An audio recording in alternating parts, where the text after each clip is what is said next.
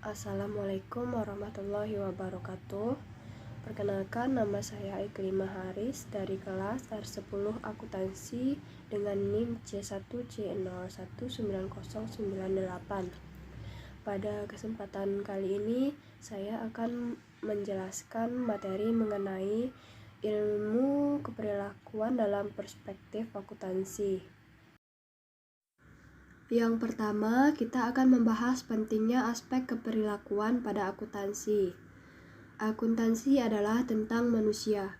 Para akuntan telah membuat beberapa asumsi berkelanjutan mengenai bagaimana mereka membuat orang termotivasi, bagaimana mereka menginterpretasikan dan menggunakan informasi akuntansi, dan bagaimana sistem akuntansi mereka sesuai dengan kenyataan manusia dan mempengaruhi organisasi.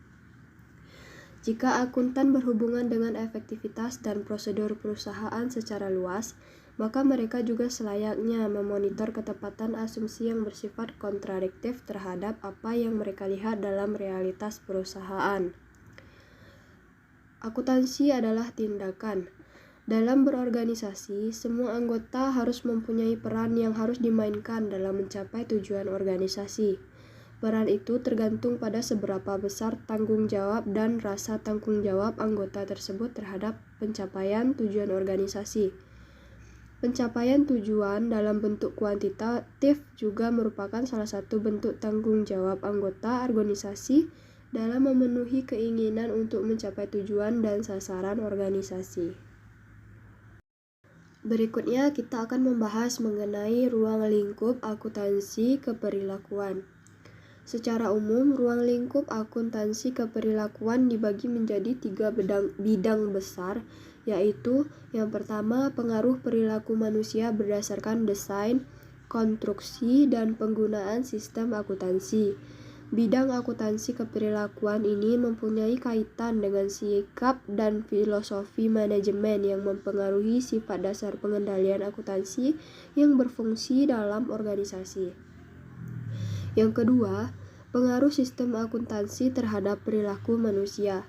Bidang dari akuntansi keperilakuan ini berkenaan dengan bagaimana sistem akuntansi mempengaruhi motivasi, produktivitas, pengambilan keputusan, keputusan kerja, serta kerjasama. Yang ketiga, metode untuk memprediksi dan strategi untuk mengubah perilaku manusia. Bidang ketiga dari sistem akuntansi keperilakuan ini mempunyai hubungan dengan cara sistem akuntansi sehingga mengetahui perilaku. Pembahasan berikutnya adalah persamaan dan perbedaan ilmu keperilakuan dan akuntansi keperilakuan.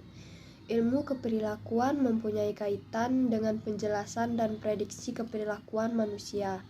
Akuntansi keperilakuan menghubungkan antara keperilakuan dengan akuntansi.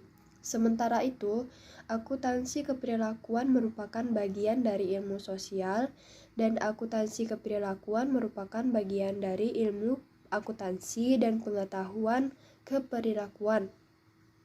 Oleh karena itu, ilmuwan keperilakuan terlibat dalam riset terhadap aspek-aspek teori motivasi, keputusan sosial maupun bentuk sikap. Sementara itu, para akuntan keperilakuan menerapkan unsur-unsur khusus dari riset atau teori tersebut untuk menghasilkan hubungan dengan situasi akuntansi yang ada.